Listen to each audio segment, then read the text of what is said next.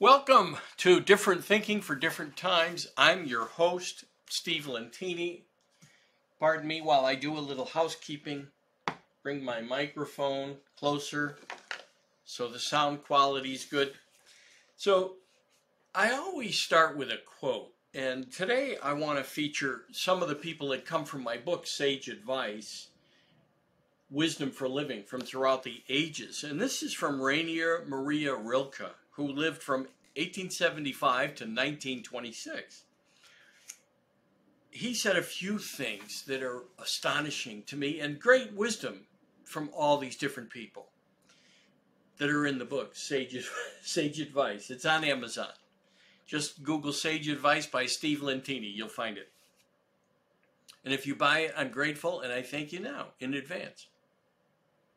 So Rainer Maria Rilke said, "The purpose of life is to be defeated by greater and greater things." I love that. Here's another one. "If you are patient in one moment of anger, you will escape 100 days of sorrow." Just imagine that, right? Sorry, from time to time, I'm new at this video podcast, so I'm looking at the screen from time to time. Here's another one. As for the rest, let life happen to you. Believe me, life is in the right, always. Let life happen to you. So that's about the now, the eternal now that I experienced on November 18th, 2002 at around 2 o'clock. Only the now existed when I flatlined. If you've listened to previous episodes of the podcast, you know that 1 second I was fine on November 13th, and the next second I needed an ambulance, and 5 days later I flatlined, and it was the most amazing journey. Little did I know it would be a total of 100 days in the hospital and 6 months out of work. But it was amazing. I would do it all again because of what I learned. What batters you becomes your strength. I love that one. And here's what he says about death, which I wonder how he came to this conclusion. Maybe he had a near-death experience like I did. "Death is our friend precisely because it brings us into absolute and passionate presence with all that is here, that is natural, that is love. Life always says yes and no simultaneously. Death," he goes on to say, "I implore you to believe, is the true yea-sayer. It stands before eternity and only says yes." Well, that's what I experienced. I was 1 second in intensive care and the next second one with everything and nothing. Only the now. There was no tying any events together. It was like a scene and a scene and a scene. It was like I was at a theater and the sets changed.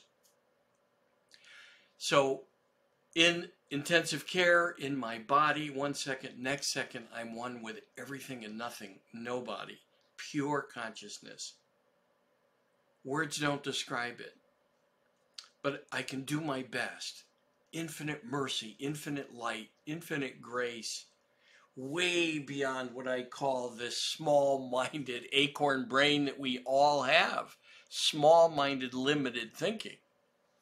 And only the now. The next scene was my life review and only the lives I had touched. Only the good I had done.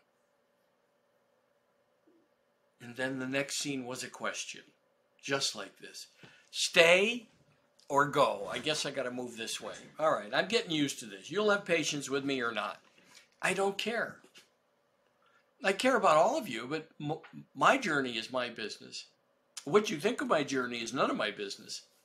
And my journey, by the way, is really none of your business. Your job is only you. And to learn to overcome all small-minded, limited, judgmental thinking, because it's not what created a universe. Can you imagine the creator of the universe thinking small-minded? And you can believe that if you'd like, right? Because that might justify so many of your own thoughts. I'm astounded by how small-minded my own thinking was. And when I got back in my body, that was the only time I could tie the events together. Because there was no past or future in what's next. And we're so afraid of death, and we're so afraid of making mistakes and sinning, and it doesn't matter. That's what we're here for. There was no mention of sin in my life review, only the good I had done. Think about how you feel when you do good. Imagine if you worked every day to leave everything and everyone a little better than you find them. And to do good. And to think of every request that comes your way as an opportunity to serve the Creator, whatever you call it, the universe. That superior reasoning power, as Einstein called it. I have Albie here with me, by the way, if you want to see. He's my guest. He loves to be with me, and I love him. I'm grateful. And he's one of 4 dogs and 3 cats, so this is an amazing household to live in. So to continue, my point is, we have to get over all small-minded thinking, but it begins with each of us. It's only my job to change. What I learned is that every time I overcome something, I'm growing. Let's go back to Rainier Maria. He said, what batters you becomes your strength, as I said earlier. This is the miracle that happens every time to those who really love. The more they give, the more they possess. Imagine, the more good you do, the more good will occur for you. And friends and others will tell you, why would you do good? But think of it. Every time someone, it's fascinating when I travel, how many times people knock on my window and try to tell me a story like their debit card doesn't work. I don't care what they're doing. That's their choice. But I tell them, don't tell me the story. What do you need? Some will say gas. Some will say sandwich. I need some money.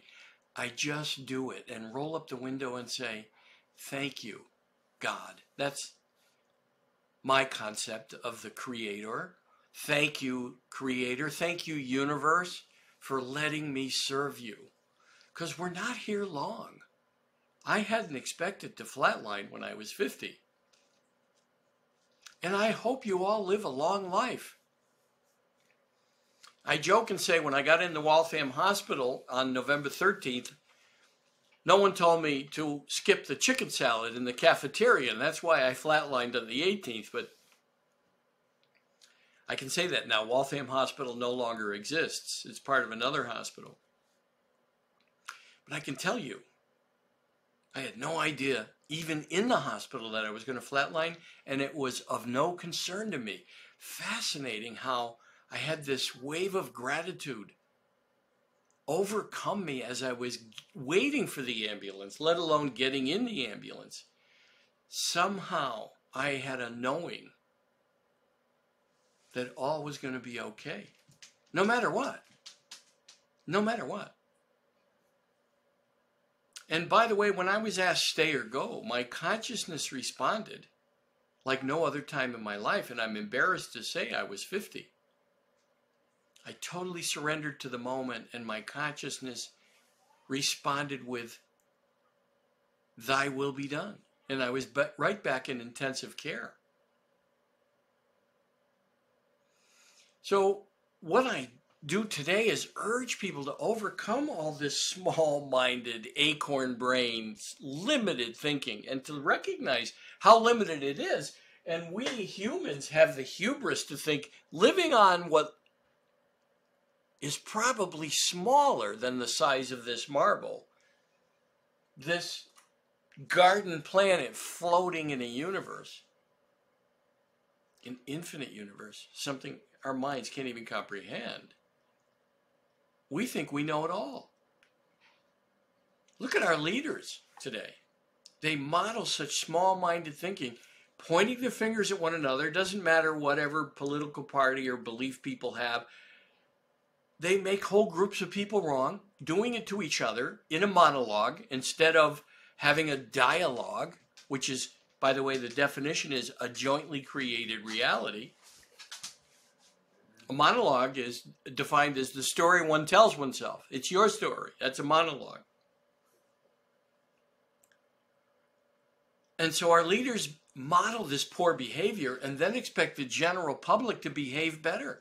That's the reason for there's so much chaos and tumult in this society today, because we prefer to be right rather than doing what's right. I've looked at Southwestern coaching, and one of the part of their creed is to do what's right and let go of being right, because being right makes so many others wrong. And that's how small-minded we've become. Our hubris has overcome us. Let me read a few other people that have some amazing thoughts about ways to live our life. Baruch Spinoza later became Benedict Spinoza, but I can tell you it's a fascinating quote. I couldn't tell you if there's anything after this life, but I can give you a tip. Live as if there isn't. Live as if there isn't. As if this was your only chance to enjoy, to love, to exist. I'm not encouraging you to live like there is an afterlife and to worry about sinning and doing what's right. Just live, fully enjoy this life, and know that you're here to experience and learn and grow. You're going to make mistakes. Imagine the people who think they've lived the perfect life and found the way. That means they make everyone else wrong who hasn't followed their way. There's lots of examples of that in today's society. Even those that follow some of the prophets continue to make many others wrong because they don't follow our way. My way or the highway. Our way or the highway. Nothing that's small-minded exists or resides with the force that created this unimaginable universe, as Einstein called it. Think about that. I'm not encouraging you to follow my way, but what I want you to do, if you could, is test it. Challenge your own small-minded beliefs. Think about how you feel when you do good. Back in my body, I was blown away with what I was shown in my life review, all the lives I had touched. I had no idea. Even smiling at people. Every time I helped someone, bought them a sandwich, gave money, all the good I had done was somehow etched onto the fabric of time. If you lived that way, you might have a totally different life. You might not need to escape with drugs or video games or binge watching TV or anything you use to escape. Baruch Spinoza goes on to say, so if there is nothing, then you will have enjoyed the opportunity I gave you. He's writing this in his Spinoza about God, right? If you Google Spinoza, Baruch Spinoza,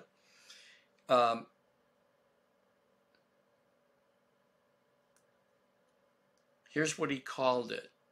What did Baruch Spinoza write about God? To him, God would have said. That's how he starts the letter. So if there is nothing, then you will have enjoyed the opportunity I gave you. That's God speaking according to Baruch Spinoza. And if there is, be sure that I will not ask you if you behaved well or not. I will ask you, did you like it? Did you have fun? What did you enjoy the most? And what did you learn? That's what I experienced. And he wrote that in the 1600s. in the midst of all kinds of superstitions and ideas about religion and faith, and talk about examples of small-mindedness, and he overcame that. Imagine. Just Google Spinoza on God. Einstein, when he was asked about God, said two different things. I'll read you one. I keep it here by my desk in Science of Mind, which are great thoughts for every day.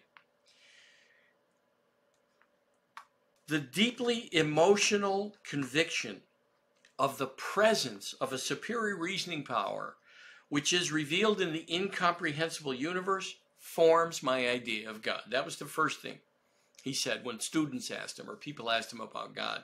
The second thing he said is, I believe in the God of Spinoza, Baruch Spinoza, or Benedict. You can Google either one and you'll find it a most amazing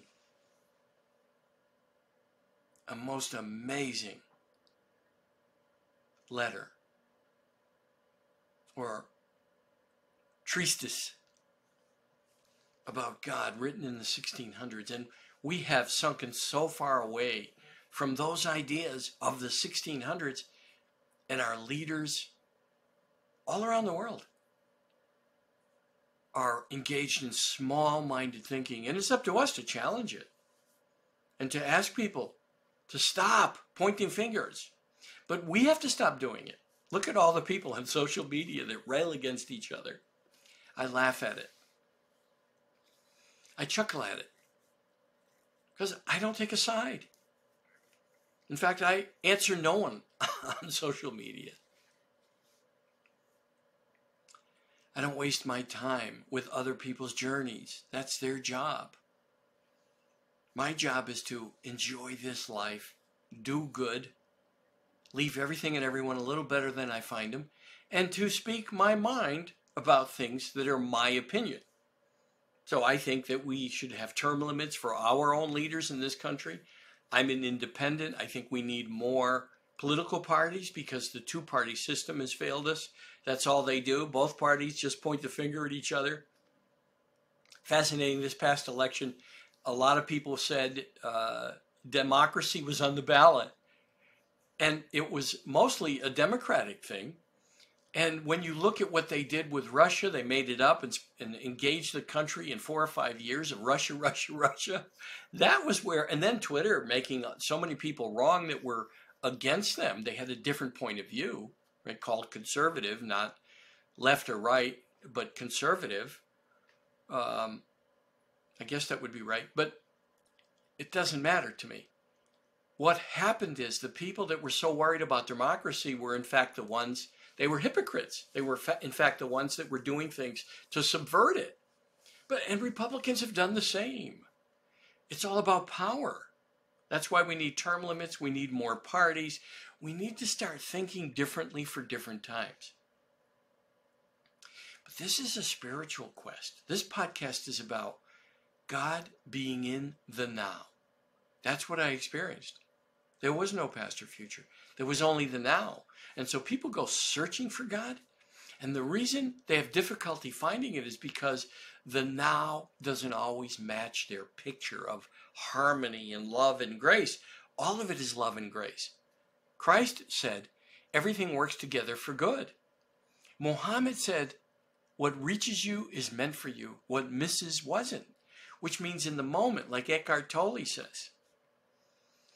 He says that, of course, he was driving himself crazy and on a park bench trying to figure out why his life was so messed up. And then he realized it was because he wasn't embracing the now.